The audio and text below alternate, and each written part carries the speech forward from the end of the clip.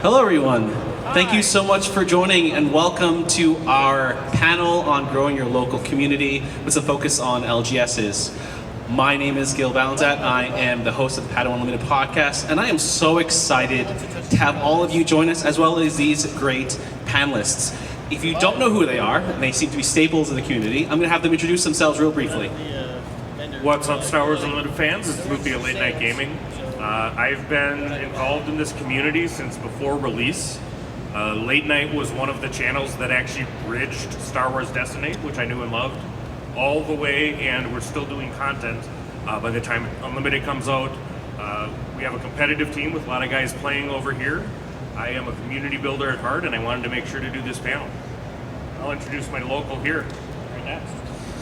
Fantastic. My name is Ryan, otherwise known as Rebel Resource. Some people say Webble Resource. One trick Sabine. I got into Star Wars Unlimited as well around the same time as you, very, very early on. And Loopy actually is about an hour away from my house. He picked me up. Speaking of community, one of my favorite memories very, very early on is you picked me up to go to Gen Con, and I barely knew him, and now we're friends. So, been playing 3-4 months before the game even came out officially. And the rumors of a turkey sandwich a day are entirely true. Yes, if you don't know me, I eat turkey sandwich is like my go-to lunch option. My name's Joe. I run the Jodo cast, which is a Star Wars gaming podcast and YouTube channel. We've been around for quite a while, and it's any Star Wars game we do. Obviously, these days a lot of Unlimited, because Unlimited is the best Star Wars game. But if you like other, yeah, give it up. Woo! you know, we do other stuff too. But if it's got Star Wars, we do it. Well, thank you so much for that introduction, and let's get right to it. So the first thing we're going to talk about is some high-level stuff. We're not going to go into necessarily the practical applications of growing your community. We're going to focus on something like communication, right? I think that's a very common thing that we need to, how do you grow the community through word of mouth, etc. So as a high-level question, and I'll go on the other side, so this will go to Joe. What are some of the best forms of communication for this game as you seek to evangelize it, get people to be aware of product, etc.? One of the just obviously most useful tools for kind of spreading your community has been Discord these days. I think it's especially helpful if a lot of local game stores will have their own Discord, and I think it's helpful if you have a Discord for your own community that's sort of game store agnostic, because sometimes if you live in a bigger city, there might be multiple stores that are running similar events, and sometimes it can feel weird to be tugging the community between them, or like planning events at the other store on the other store's Discord. So having just kind of a dedicated, friendly Discord is a great way to get the messaging out about everything going on in your area and your community. And then Discord is also just kind of a fun way to have like in-jokes and your own little custom emojis that everyone in the community laughs at and no one else understands. Meme reactions. Yeah. The Discord is probably the best way to do that. Obviously, second would probably be seeing if your local game store wants to put up posters advertising your regular events, because you know somebody's not going to know about the Discord if they don't already know about it, so they got to see those posters when they come in the door, say, oh hey, this is when they're meeting, I'm going to show up, and that's when you can talk to them more about how to stay in contact. Right. So Loopy and Ryan, you two have like a really amazing Discord, I think, right? So would either of you guys be able to share a little bit more of like best practices or? Yeah. I turned my mic off. No, I did not. I'll jump in there too, Jodo. Like Joe, I did not like Discord. I never used it, but I started using it for this game. Different communities pick different tools. The nice thing about Discord, it is free as long as you have a device that you can access it on, so you don't need to pay money necessarily to use that tool. But I essentially started using Discord when I started playing this game. That's where we have noticed a lot of the community tends to congregate. There's also the Star Wars Unlimited Facebook group. If you're not on that, some of you may be nodding your head like, yes, I already know about that. If you're not on that, you can join that. There's, I think, thousands upon thousands of people in there as well.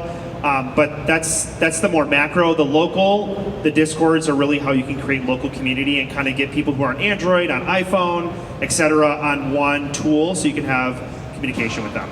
I do have my own Discord for my competitive team, and I also helped run another community Discord as well early on when the game had just started.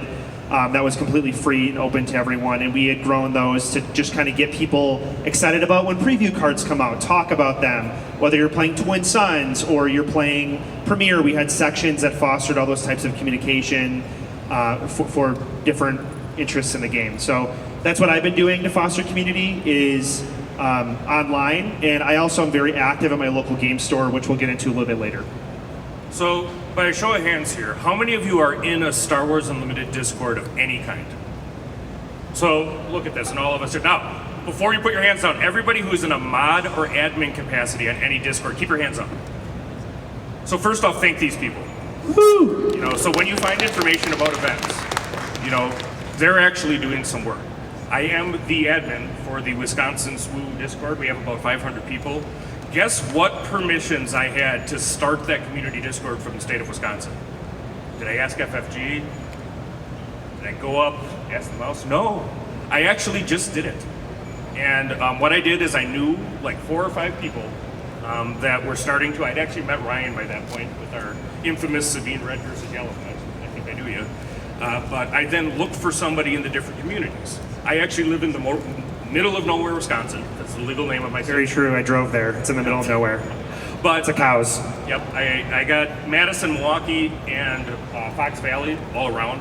And we actually have mods for our areas. So I found a Madison guy, Taxter, who's a Blue Milk guy, you know, nowadays. Our awesome Milwaukee mod is playing in the open right now, Adam Schrafer. And he's a big left brainer when I am not. I'm a right brain all the way. But what Adam does is keeps a spreadsheet of all of the events at every store in the state of Wisconsin. And if you're looking to, or you don't have a local community, how many that are your gamers, you've ever gone to a store when you're starting, hey, this game looks cool, and they advertise weekly play, and then you get there and ain't nobody playing cards? You know, does that make you want to play that game again? No. I see a lot of hands shaking no, right? I mean, I think people have had that experience. Just, you gotta activate your local people. Everybody that's there that plays in Appleton or plays in Milwaukee should know that if a store changes their time or changes their format, let a mod know so that we can get the information. Joe made a good comment about posters. So you've probably seen these.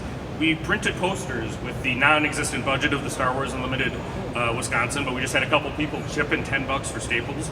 We have posters that have a QR code that are at the stores that hold events. And if you link that up, it will take you and join the Discord. We actually have a Facebook group. What is the Facebook group? The Facebook group is a funnel to the Discord for old people. So try to reach out to the communities because the players are there. And we're playing, you know, CCG players, they're kind of naturally a little shy, or at least some people are. It takes all kinds. But there's a lot of people that shy. They just want to be asked. They just want to be engaged with. You know, if you play against somebody new, and we'll talk about that a little bit with Gil's excellent questions, but get them in the Discord. You know, and the easiest way I find to do that is I just give them my QR code, you know, I friend them, and then I invite them to the local Wisconsin Discord. And then you'll have somebody, you know, forever. Try to get your entire state, try to get your community, and then try to link in with the local ones. You know, I know very well the mods at the Chicago Discord, which is 1 hour from Milwaukee. I know very well the Minnesota people. I know the big teams there. You know, we have people traveling for PQs. You know, we get the store owners, and, you know, that's my last point on communication. We'll talk more about this, but get your store owners into the Discord. Give them special permissions. Give them the ability to get events. You know, people will come if they know where to go and when, and then it's going to happen. Awesome. Thank you so much for that. So we've talked about a little high-level concept of communications, and we started talking about more like practical things. So let's dig into that a little bit more, and we're going to talk about your personal experiences now. So Joe, this question's actually for you. What conventional advice about growing a community do you typically agree with and/or wholeheartedly disagree with? I'm trying to think of all the conventional advice that has been handed down over the generations, and I can't think of anything I disagree with. I think different communities require different tactics, and it takes time to figure out like what's going to work best for your local scene. Some people, it might be, a lot of it is figuring out the vibes of the player base. If your locals mostly like playing like hardcore, competitive, Premier or Eternal, you're going to want to lean into that with your events.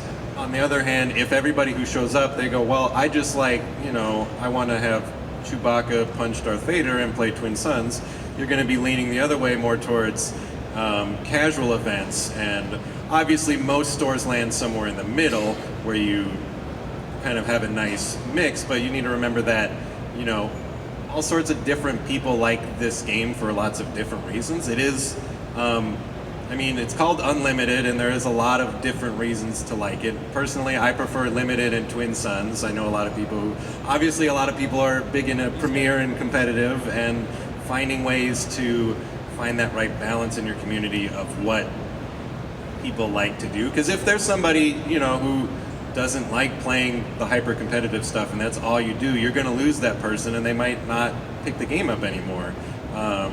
So just kind of trying to feel out what people like is, I think, conventional wisdom that I wholeheartedly agree with, if that's Thank you. conventional wisdom in the ancient texts somewhere.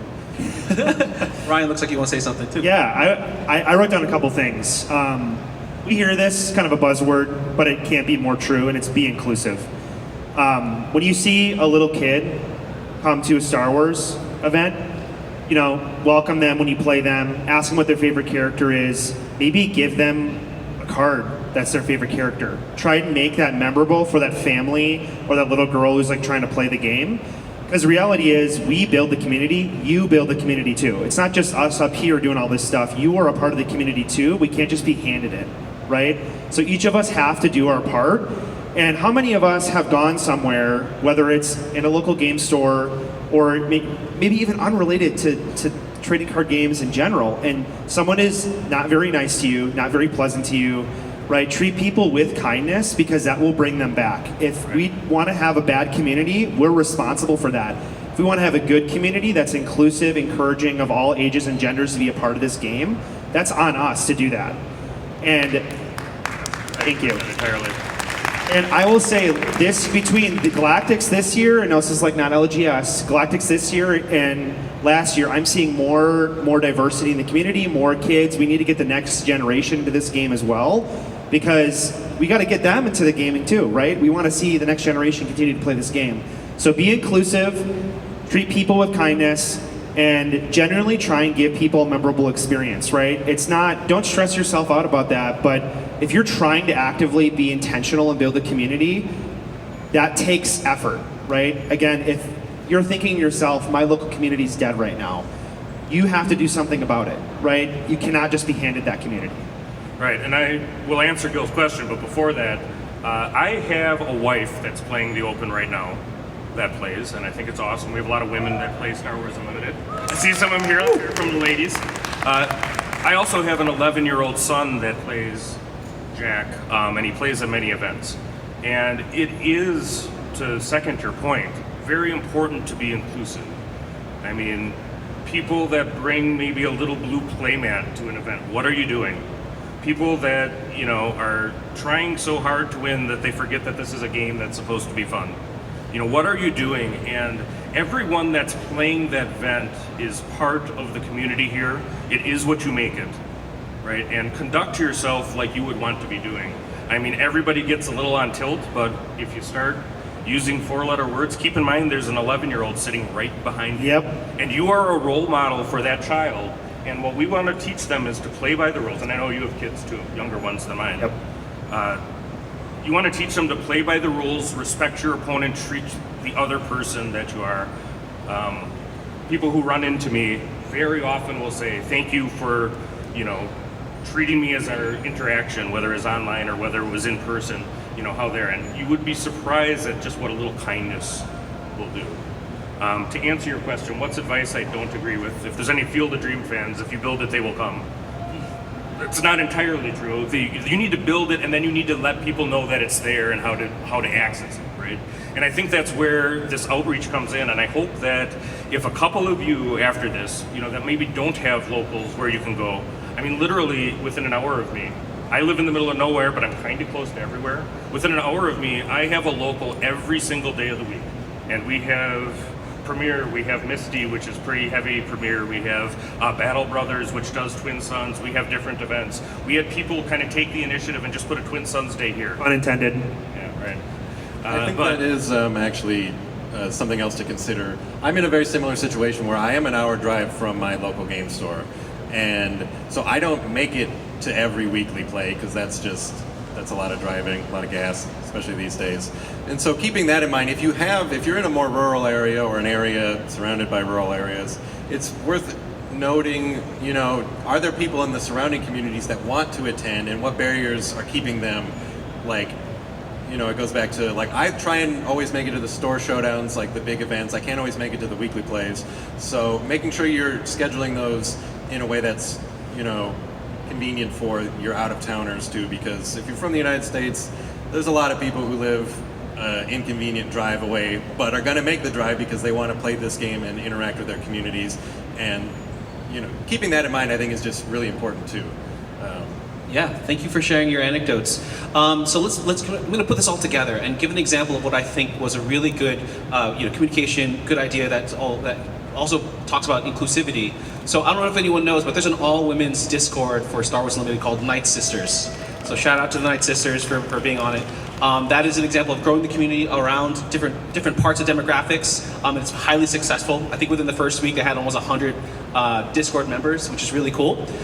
So that's a really good idea in terms of communication, growing the community, fundamentals. But what is an example, and Loopy, we were talking about this real briefly, what's an example of an idea that you thought would grow the community, but completely flopped? All right. So, and I think that I'll link this to just having the right people doing the right things. In all interest, as we were starting the Wisconsin Discord, I started a Google Calendar that I was doing, and it was intended to just be all of the events kept up to date. So the problem is I'm not a very detail-oriented person. I am more of a communicator and an enabler. So I very quickly figured out as I had the Google Calendar, and if you look to my Google Calendar to this date, it has a bunch of wrong time zone, events, from things because it didn't quite work out with my setup. So I very quickly talked about it among the mod team, which we have 6 or 7 people. I think that if you have a 100-person community, you need to have some leaders and you need to empower people what they're good at. And my calendar failed. Adam's is excellent. Put your people on their core capacities. And here's the other thing. Just in this room, I don't know all of you. I know a few people that I can see here in the community, but you all have different skills. So if you need something, the first thing that you do is, hey, I think this would be really cool if we had this. So we started the Discord and we had no logo. So I'm like, well, we should have a logo for Star Wars Wisconsin. And then, a guy from Madison knew a guy from Chicago that was a graphic designer in, a little bit. We had a logo that we still use to this day. If you need to do something like an app or a scheduling program, try to find somebody that does software things. There's so many talented people that are around. And one thing that I think is awesome about Star Wars Unlimited is everybody wants to help grow the community. Make the ask. Nobody ever got anywhere by, silently thinking, hey, I have this idea, but I don't know how to do it myself. Just say, hey, what if we had something? Just you'd be shocked how often somebody will volunteer. Yep, thank you so much. So let's move on to the next topic, which is LGSs and how can we help them. So this is for you, Ryan. First question. What have you seen work at your LGS? Yeah, I'll share 2 stories. One is my personal LGS. So they went through a brand change, but actually the guy who runs the Star Wars Unlimited is here. So shout out to Tim, Rando Mando on Discord. He runs our local Star Wars Unlimited. We've consistently had I think he's 2-0 in the main event. Oh, he's 2-0. Okay. On a 70 card main deck, Mando Plus. I know. I told him, why are you running 70 cards? He's the Rando Mando. He's the Rando Mando. But we consistently have 10 people show up to our Star Wars Unlimited or more weekly play. In set 2 and 3, we actually had the highest per-release attendance in the state of Wisconsin for our local store. Part of that is we advertised on Loopy's Discord and other Discords, hey, there's a big PQ happening or there's a pre-release happening. Just throwing a message out there, even on behalf of the store. I don't even work there, right? And so that helped get attendance. And second, what they did is they have 2 events. They actually have like a weekly play, like a weekly meetup on Sunday afternoons. There's no tournament, but you can play. You get your weekly OP pack. You can trade with people. You can play with people. And I bring my kids, and they kind of run around, and they have like a kid zone. Pro tip: if you want families to show up to your LGS, have an area for little kids to like play with like puzzles and stuff. Because I personally would not have ever been able to go if I didn't have something like that for my kids to do, like when I traded or played. The second anecdote I have here is from my buddy Justin from the Bucketheads, and he partnered with Common Ground Games just of his own free will. He wasn't an employee, and he ran multiple events where he would the local game store would give them money to like buy pizzas. He'd pick up the pizzas though. Free pizza, come play Twin Sons. Free pizza, come play Draft. You wouldn't believe how many people were there. They had a unique scenario where they had like a back room. He'd put on Star Wars music. They had a cardboard cutout of Obi-Wan Kenobi. He's obsessed with Obi-Wan Kenobi. For some reason, he had a cardboard cutout of Obi-Wan Kenobi. It's a little weird, actually. But he got like 20 to 30 people to show up to his Common Ground game, Star Wars Unlimited. And they would have, 100 people show up for the other top game. So they were pulling people, from all these different games, and by fostering that community, they showed up. So if you're consistent, you put some effort in, or partner with your store to get them to buy into an idea, you'd be surprised at what you can do. Yeah, and make sure to give feedback to your store too. I just actually checked while Ryan was talking. This is how I got the stores in the Wisconsin Discord. I called them or Facebook messaged them and said, hey, there's this new game coming out. And then, do you happen to have an events manager, or do you happen to have a Discord? I am in 28 local Wisconsin Discords across the state. It was actually easy to get the ones that I knew. I knew the ones that had supported Star Wars Destiny, and I kind of sold them on the game and supporting it. And they're both of those stores are going well and have hosted PQs. And then I had to reach out and I had to find players by Wausau, which is about 2 hours away from us. We have people in West La Crosse, so it's hard to get those there. But by getting all of the stores in, you're helping them sell their product, right? And then it's a two-way street though, because if the game store is devoting their employees and their time, and they have to pay rent, and they have to keep the lights on and the Wi-Fi, and you can buy the box there for $90 or MSRP or whatever it is, or you can go online and try to wait on eBay. Why don't you actually support the store where you're having fun at the events? Because it's an affordable hobby. Drafting is what, 3 packs at $15, and you have fun for 2 hours. It's cheaper than a movie. It's cheaper than a lot of things. But try to support your local stores. Get your binder at your store. When you go to a pre-release, buy a bunch of stuff there. Pick it up. It's more lucky to open them in the car anyway. But I do think that it's a two-way street, and then give feedback as to what you want. If you really say, oh, I really wish there was Twin Sons, why is nobody doing a Twin Sons Day? Well, going back to the original point, you're part of the community too. Find 2 or 3 other people.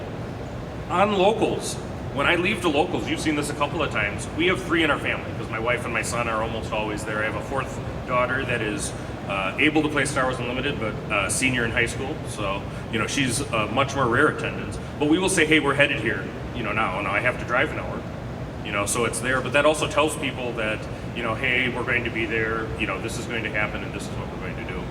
Yeah, thank you. Great advice. Joe, this next question for you regarding LGSs. What would you suggest LGSs do to grow the game, or what have you seen at your local community work? Yeah, that's I've been part of more than just like unlimited communities. Speaking of Fantasy Flight and Asmodee and Top Menace games, I've run Shatterpoint communities, Legion communities, Imperial Assault communities, and when it comes to interfacing with game stores, what I suggest is listen to the people who are playing your games. If you're a game store runner and you have a community of players, they want to be in your store, they want to be playing those games, and if they have things that they're asking for that aren't happening, or they're going to find a different place to go. So obviously, don't just let them, whine and beg for everything, but they're the people running the community, and they know, what is needed for them to feel welcome there. And something I've seen specifically with Star Wars Unlimited is Just being generous with the organized play packs or just other booster packs. If you show up to an event and you walk out of there with some booster prizes that you had no expectation of getting, that goes a long way of just being like, oh, this store is cool. They're like, really happy to just support people and get these packs in their hands.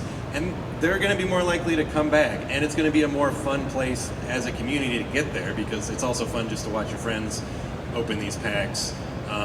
So, there's obviously, I'm not a store owner, I'm not a businessman, there's obviously margins and all that stuff that I can't even begin to understand. But being willing to, give out extra packs when you can, that goes a long way.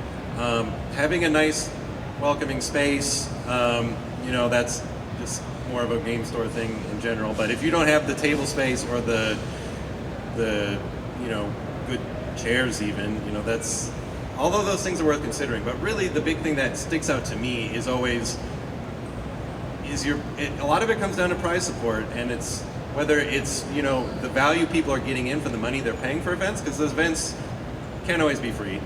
And if people don't feel like they're getting their money's worth, if I'm paying you $20 to get an event and I walk out of there with, nothing, that feels bad. Depends, again, that can come back to the competitive nature of your community. Sometimes people are fine with that depending on how stacked the prizes is. But it's really just listening to your community and making sure they feel like they're getting their money's worth and they're being surprised and they're feeling valued. Because if you're not valuing those people who are coming into the store, spending the money there, choosing to spend their Saturday out in the world with other human beings instead of on their couch, that's, they need to feel valued to be there, because it's 2026. It's a big deal to choose to, hey, I'm going to go spend all day at the store over there that I drove an hour, 45 minutes to get to, and that's a big deal. And if people aren't feeling valued, or if that's not worth their time, they're going to stop coming. And I just want to play on that a little bit too. Talk to your stores about what prize support you want, and then try to be inclusive to everybody too. I mean, so if you go to, say, a PQ or one of the higher competitive level events, a guy like Ryan that's winning these events and top cutting all the time, he's going to have all kinds of boxes, and it's okay to have good prizes go to the winners.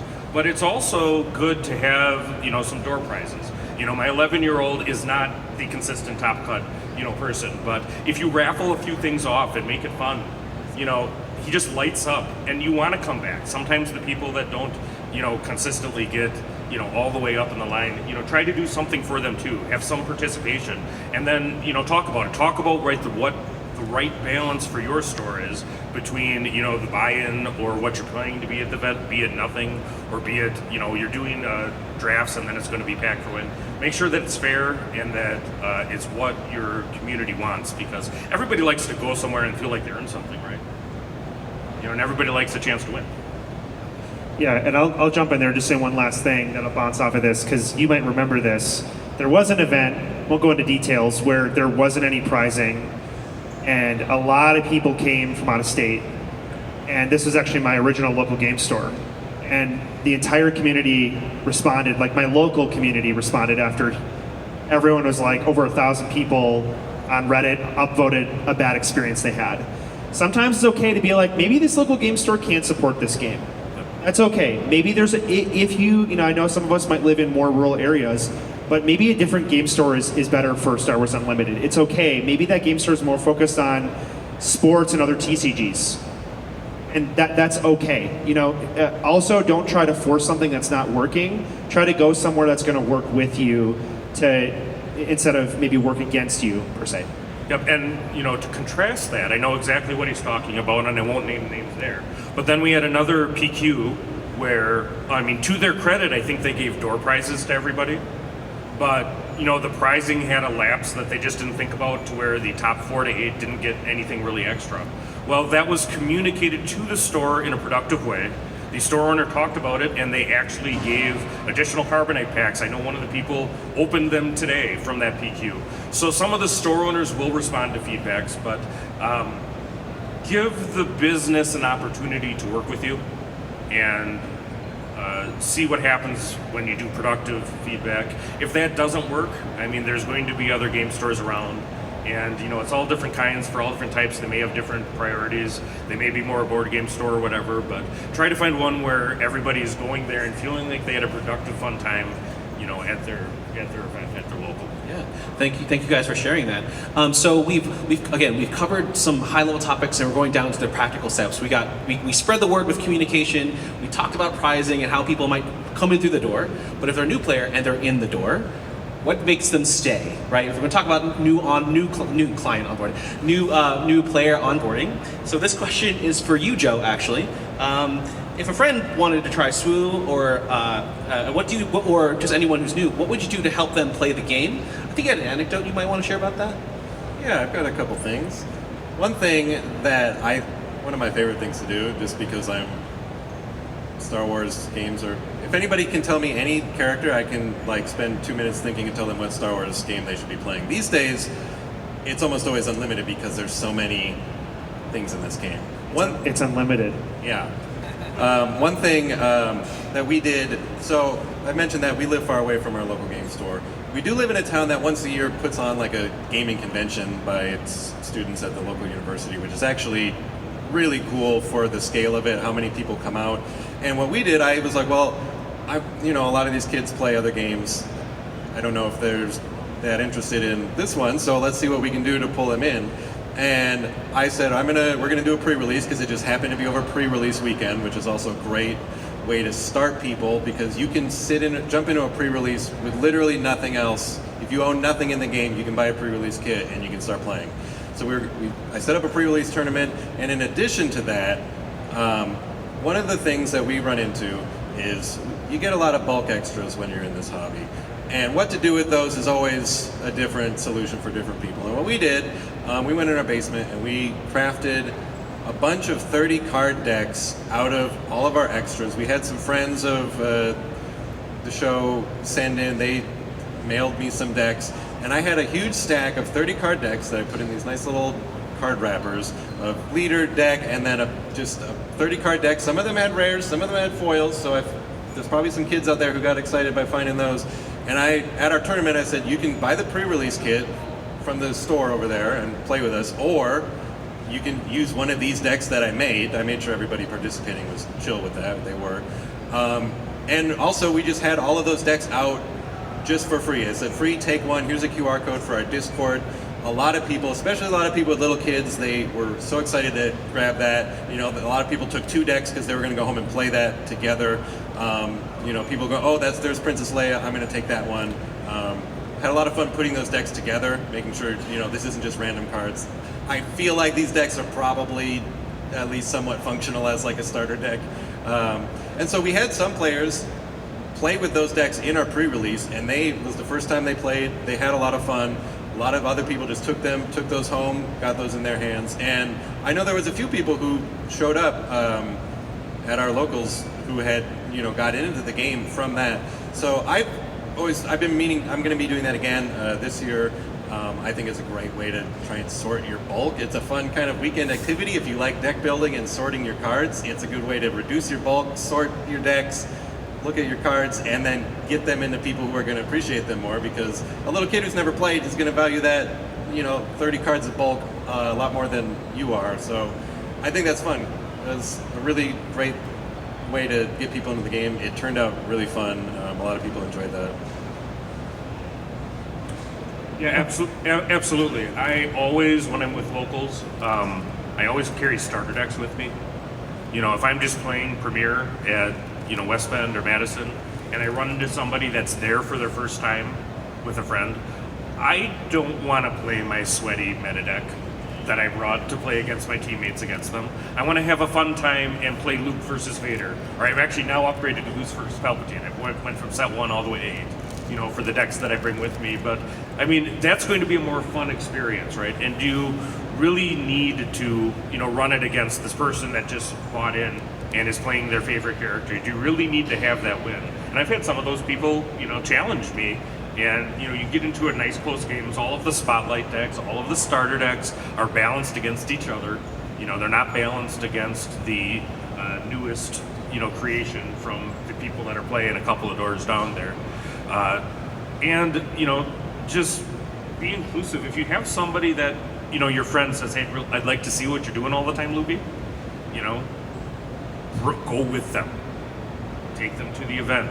If you have people that play other CCGs, I have sat in every, I don't know if I'm supposed to say the name, the oldest CCG that everybody plays.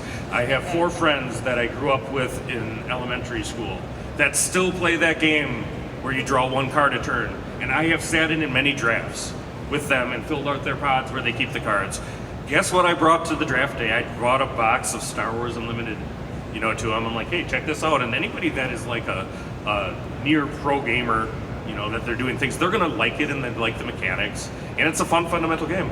Has anybody played against anybody who hasn't seen Star Wars? I have. There's a couple of people in Madison that are actually just there for the competition and the structure. I was talking to this gentleman. He's like, yeah, I've actually never seen any of the movies or shows. And I'm like, what do you think of the game? It's awesome. It's got a lot going on. So that little bit of extra minutes that you spend talking to the new person, give them a chip, give them a card, whatever. If it's a kid, do what you can. But you have now somebody that's going to attend that local and build and grow from there. And that's how you build. I'll give a shout out to Intro Battle Hoth box. I think that's a really fun way to introduce people to the game because it's very hand-holdy with the way the board is set up. And I think it's fun to just play that as its own. Like, it's board game night. Let's just put that down because it's balanced against each other and it's quick. And if anybody needs to buy Intro Battle Hoth without Watch This in it, just make that request to any of the particular teams. You might find some people that have that particular situation. That's how I taught my 8-year-old how to play. I recorded that and put it on YouTube. And she learned how to play within 15 minutes. Those videos are really, really, really great. So kudos to FFG and Asmodee for putting together those really simple videos. Honestly, just send that video to someone before they go to an event for the first time and they probably would know how to play. That's a really excellent way, very clear and concise and simple way to instruct someone how to play the game. And I recommend Main Deck Dan's video too. Has been around since the beginning, but I mean that it's only about 5-10 minutes. I literally have put it on my phone and watched it with the person, before our first match of locals, before we do the starters if you're not confident teaching. But, it's actually pretty rewarding. I'd rather play against the new person and teach them how to play the game, than, a premier matchup. I asked to have that paired at locals. Thank you. And this would not be a community forum if we didn't reach out to the community. So we're going to take, I think we got time for like 1 question or so. Does anyone out there have any questions for their LGSs or growing their community that they would like to ask? One brave soul. Is there one? Oh, there's one. How do you guys at local games? Oh, we can get you a mic. Oh, I'll get a mic. It's coming. Hell yeah. Do do do do do do. All right, so my question is, as a store owner, how do you guys deal with, let's say, maybe like game-genic delays on products and stuff? Like, how does that affect your local community? Because I know in certain areas of the country and the world, they get shorted sometimes if products are delays, and then there's other parts of the world where they always have the product on time or excess. So I was just wondering how you guys deal with those challenges accordingly. Yeah, I was just going to say, I've actually talked to some of those stores, or I've talked to my local game store, and a lot of it is just part of post-COVID world that we're in, and it's kind of out of FFG's and Asmodee's control, where there might be manufacturing delays, there's cargo shipping delays, right? That is just unfortunate. I know that happened to a lot of people for this set recently, so I know that's why it's coming up. I don't really have an answer for that, but I just know it's not it's not on the LGS, it's not on FFG. It's often just third-party shipping delays or some sort of distribution problem that has complex solutions. There's a lot of moving parts. If you're old enough to know the Destiny on the boat updates, that was something that happens. We all had to deal with it. But my best advice we have had to go through is communication. I mean, I think that players, if you pre-ordered this but it doesn't exist, but it's because it's on the way, just talk to them and do something. Maybe you throw in a pack, here, or you should always be willing to refund for sport credit. I mean, you'll be able to sell that hot item when it comes. As far as packs goes and boxes, I mean, there has to be some communication between your event guy at the store. I assume you're a store owner, right? So whoever's running the events, when you get your allocation, it's I gotta be, really. I want to sell all these right away. Make sure you have enough to do your drafts. Make sure you have enough to run the things for the people that come. Because I open a lot of packs drafting. I tend to do them at the kitchen table because we can do 4 at home sometimes. But you want to not have it so that the people can come to the night they were expecting, right? So you got to hold a little bit back sometimes. And then I had a store, sometimes in this world, packs and boxes can start going for a good chunk of money. I thought one store, they held their locals. Like if you showed up the event, you could buy the packs at the price, which is less than they were selling for had they used another mechanism, but the store kept it so that the people showed up could buy a certain allocation, and that actually was really appreciated by the community too. I mean, that customer will keep coming a long time. So, you maybe lost a little bit on speculating on the CCG market, but you gain somebody that's going to buy product to you for, many months and years to come. Good question. And with that, gentlemen, thank you so much for maybe joining me today.